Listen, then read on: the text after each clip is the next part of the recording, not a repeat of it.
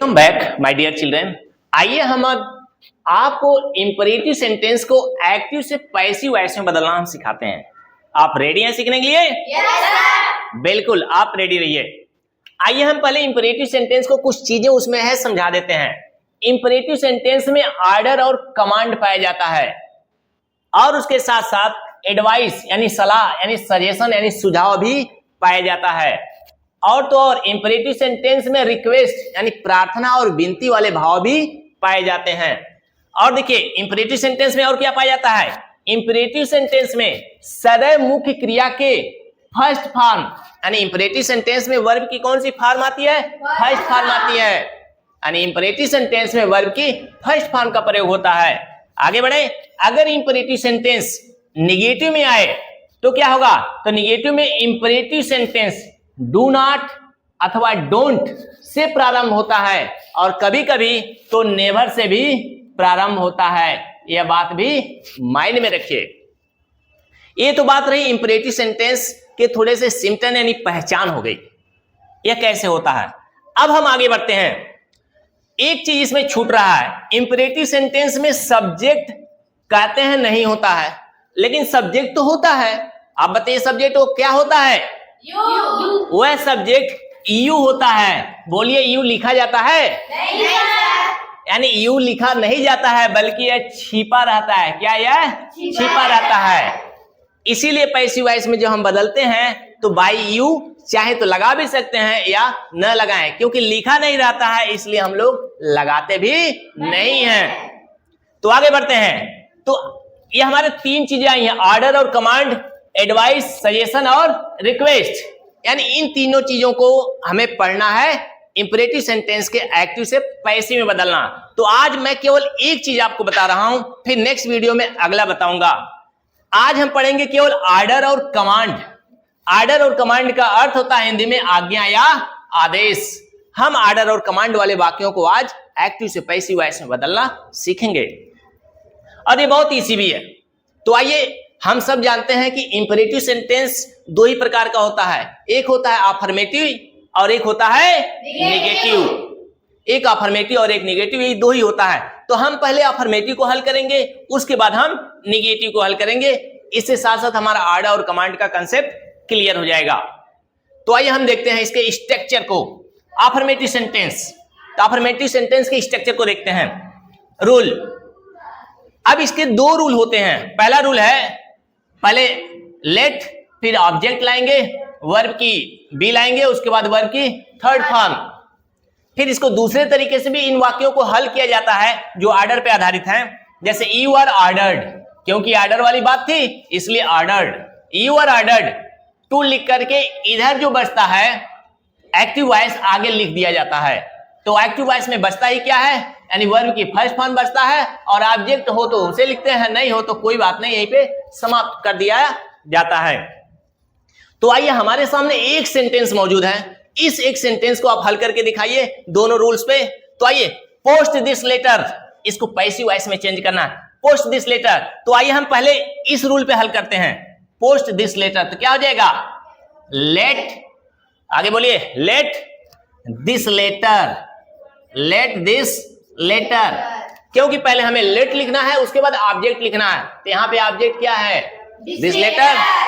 Late this letter, उसके बाद क्या रखना है? Be. Let this letter be, उसके बाद क्या करना है? वर्ब की थर्ड फॉर्म।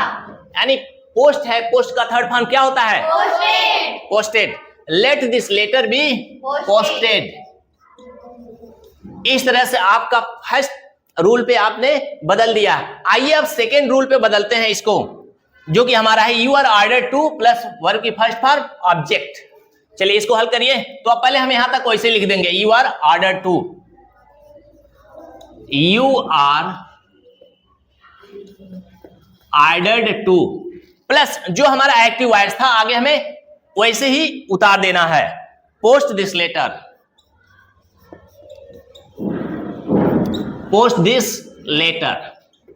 इस प्रकार से हमने एक वाक्य को दोनों तरीकों से हल किया। लेकिन एक चीज मैं क्लियर करना चाहता हूं, ज्यादातर कॉम्पिटिटिव एग्जाम में इस तरह के अगर वाक्य आते हैं तो इस नियम पे प्रायः नहीं बनता है। वह ज्यादातर इसी नियम पर बनाए जाते हैं। इसलिए इस नियम को बकायदा दिल से और मन से लगा कर रखिएगा। और इस रूल को तो इजी है ही, आप जान के रखिए।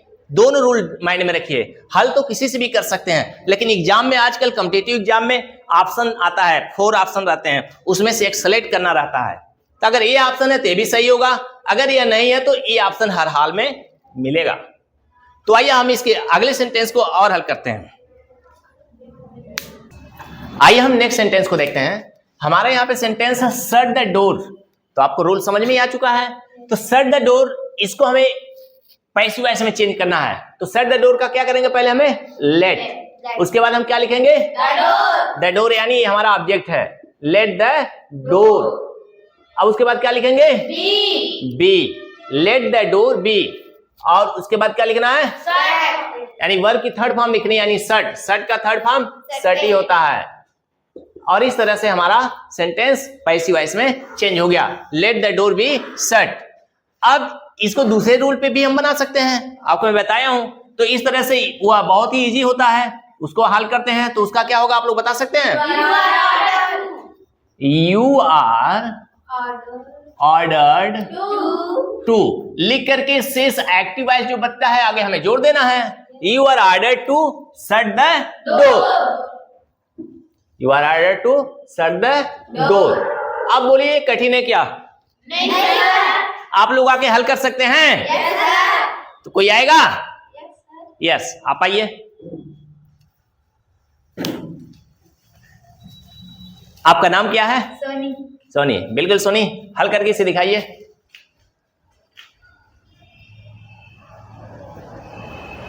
लेट द, आगे बढ़ते रहिए, आगे बढ़ते रहिए, यानी ऑब्जेक्ट द बिंदु है क्या? हल करिए। B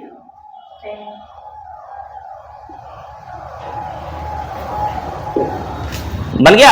yes sir. ओके, इसको हल करिए दूसरे रूल पे। Fast, hurry up, hurry up. You are, very good, आगे बढ़िए, very good, nice. You are ordered to, okay.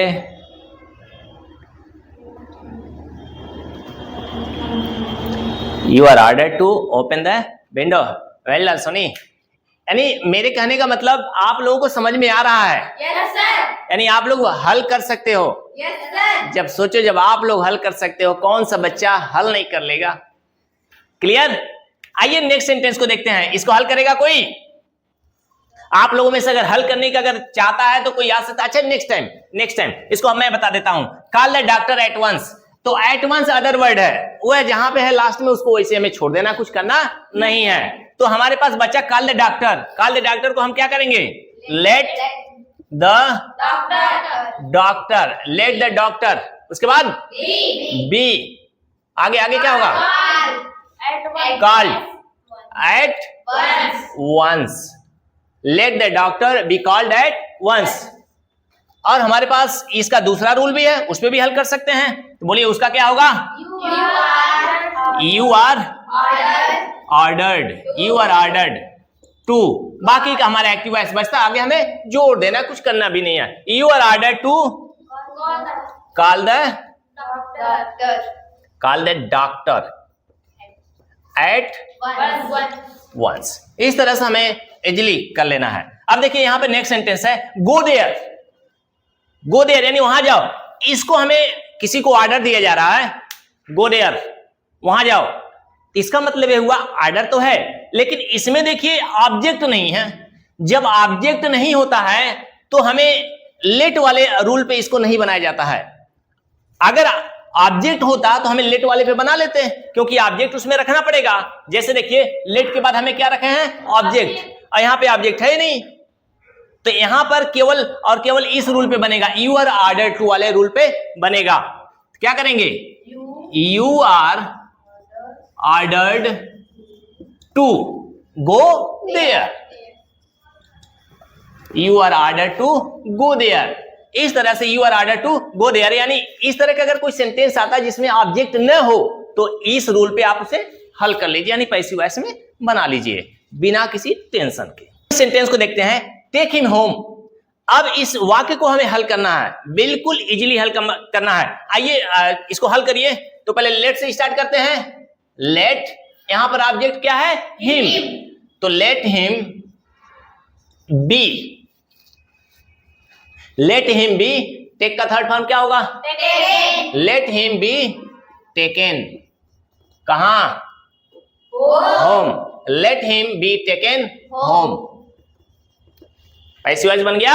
Yes sir. तो वर्ब की थर्ड फॉर्म लगाना आपको भूलना नहीं है, हमेशा याद रखना है। आइए इसको दूसरे रूल पे, इस वाले रूल पे हल कर लेते हैं, यू आर ऑर्डर टू पे।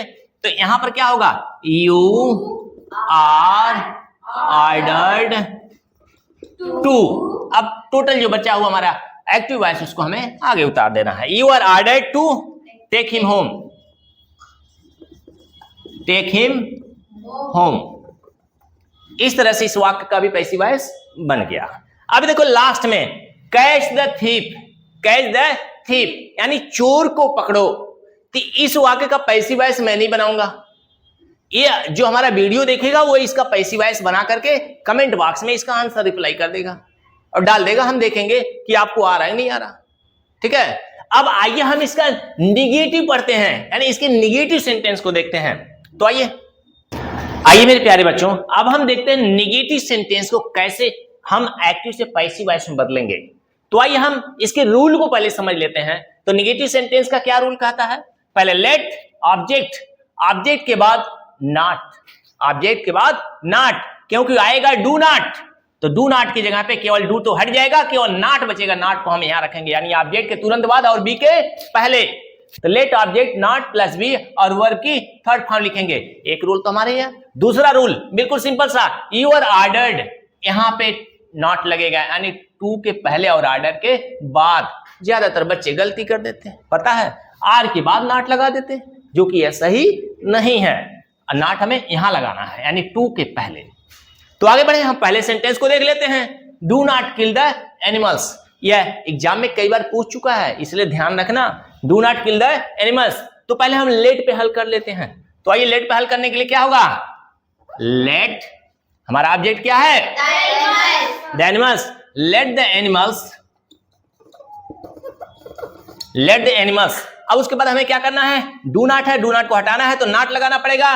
Let the animals not be, और किल, किल का थर्ड फॉर्म क्या होगा? किल्ड।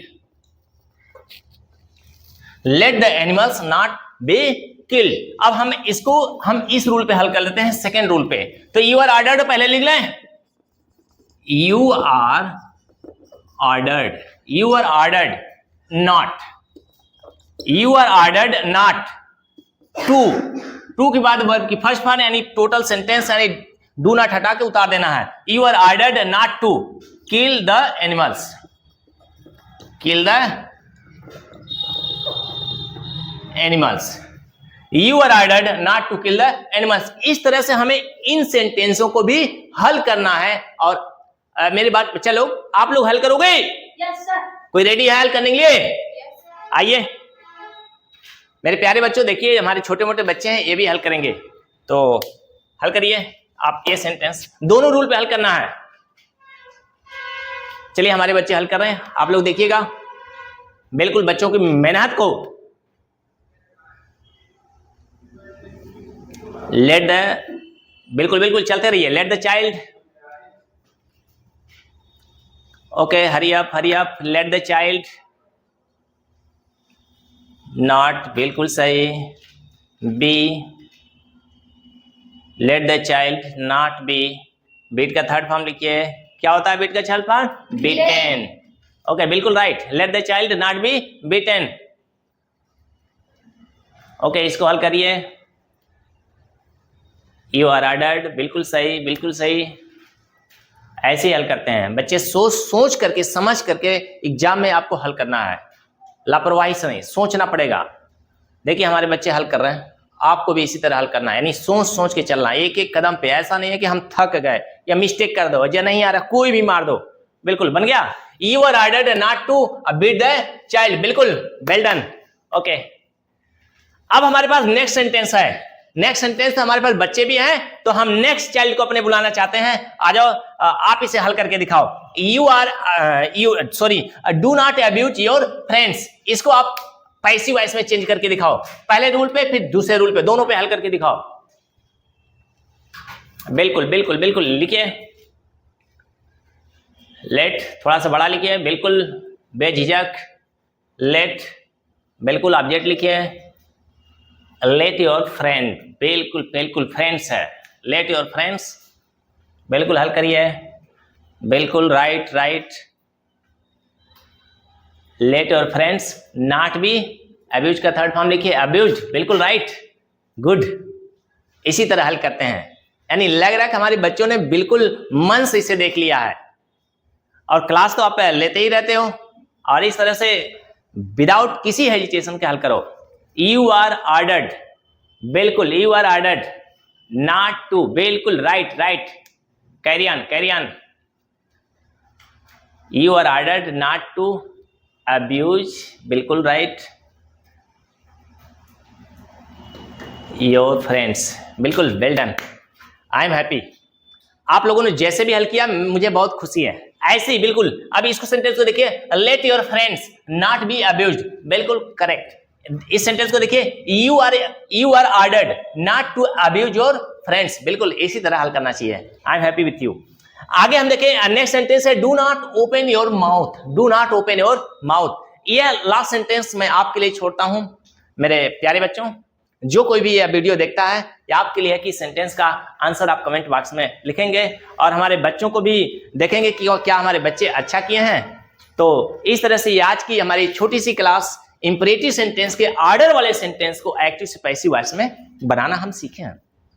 नेक्स्ट क्लास में इसका अगला एडवाइस पे हम नेक्स्ट वीडियो बनाएंगे, और उसको आप देखिएगा, और उसमें भी हमारे बच्चे शामिल होंगे। और हमारे बच्चों के हौसले के लिए आप कमेंट जरूर करिएगा, जिससे कि हमारे बच्चे खुश हों और आगे भी साथ दें और वीडियो बनावे और पढ़े भी, क्योंकि जो पढ़ेगा वही तो आगे बढ़ेगा, जो नहीं पढ़ेगा वो क्या आगे बढ़ेगा। इसलिए आप लोग घर पे रह करके अच्छे से मन से पढ़िए और दिखा दीजिए अपने मम्मी पापा को कि हम भी पढ़ते हैं। तो thanks for watching this video, see in the next video, bye.